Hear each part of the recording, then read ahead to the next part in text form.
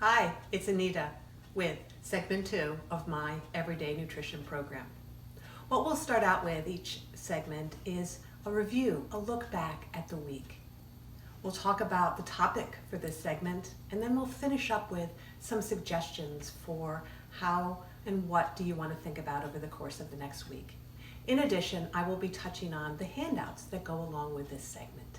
So let's do the check-in, the reflection. How was last week? Did you run into anything that you had to say? Does that make sense? Did you think about your why? Why is going to become very important along the way. And what about a reflection of your food choices, your routines, your habits? What is it that you want to accomplish? Every part of this program is something that I've done myself and continue to do. So whether or not you decide to keep a food log or whether or not you decide to weigh yourself is up to you. What I do typically is what I call the check-in. And this is my check-in dress. What does that mean? Well, when I bought this dress, I couldn't really zip it up. So I use this every month to put on to say, does it still fit? Because now it does fit. And now that's my check-in. So I don't necessarily weigh myself, but I use my clothes as a reference point. And I don't always keep a food log, but I do reflect on my food choices. And I think about my why all the time. The handouts that go along with today's segment are the client summary sheet. That essentially is a reminder of what you want to do over the course of the week. And you're going to want to do this client summary sheet all the time, each week. I think it's helpful.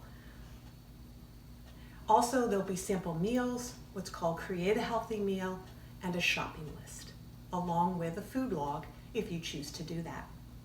What I love about the food log is at the very bottom of it, it gives you an opportunity to write some positive thoughts about what you've accomplished, because we tend to forget the positive and we think about the negative.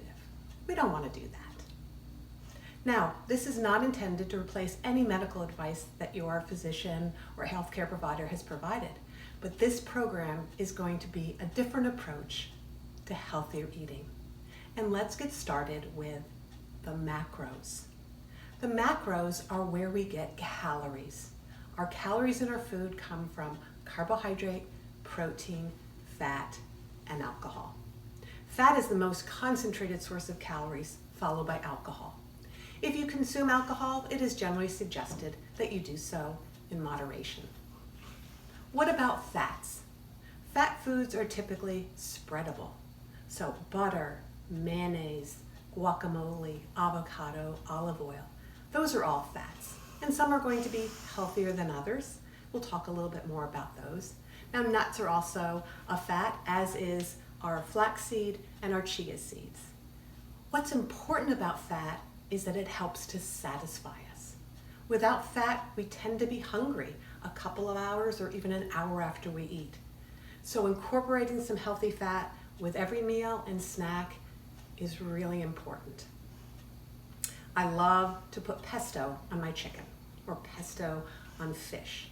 So the oils that are going to be, or the fats that are going to be healthier for us, are the olive oil, the avocado oil, the nuts, the guacamole.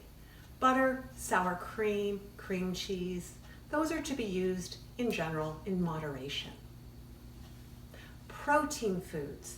Protein foods typically have legs, wings, fins, or feet. They're also peanut butter and some of our tofu products. Protein foods take about 2 hours to digest. So again, they're going to help keep us more satisfied. So include some protein with your meals and try to keep them as lean and heart healthy as possible.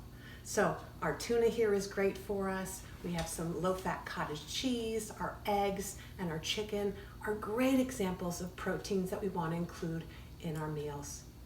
Limiting those really high-fat, heavily marbled meats that are not going to be as heart healthy.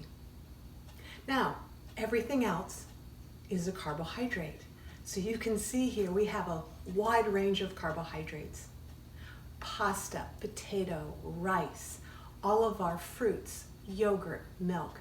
Those are our carbohydrates, along with, of course, sweets.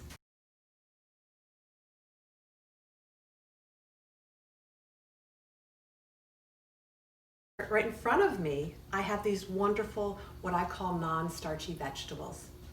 Tomatoes, microgreens, peppers, carrots, broccoli, cauliflower. Guess what?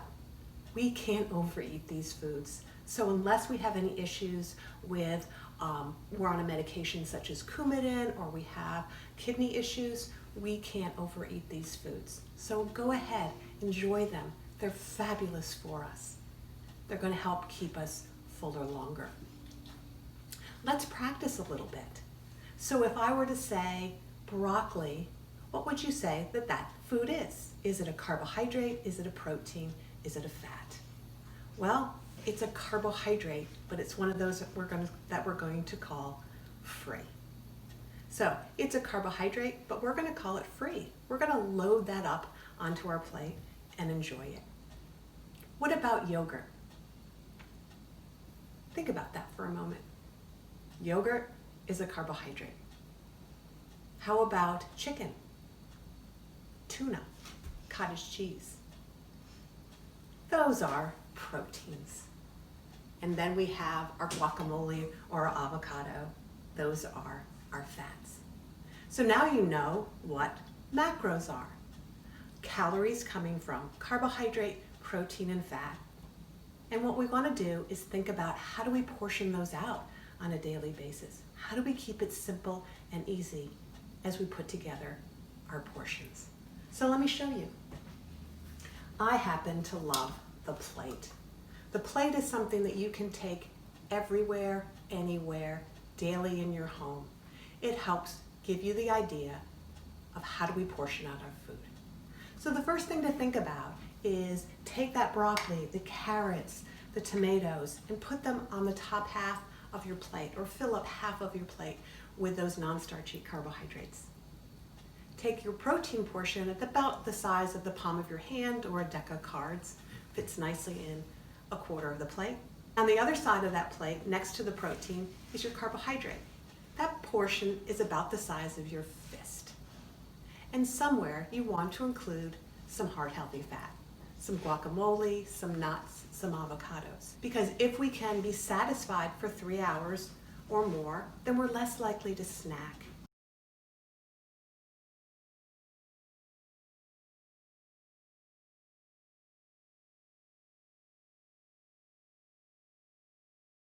So eating in combination, some carbohydrates, some protein, some heart healthy fat, and non-starchy vegetables will help to satisfy you and limit the need for snacking.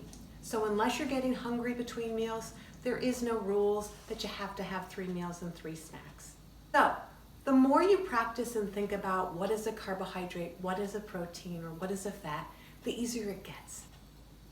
I hope you have a great week. Enjoy the journey of eating healthier. And please feel free to contact me if you have any questions. Until next week, make it a good one.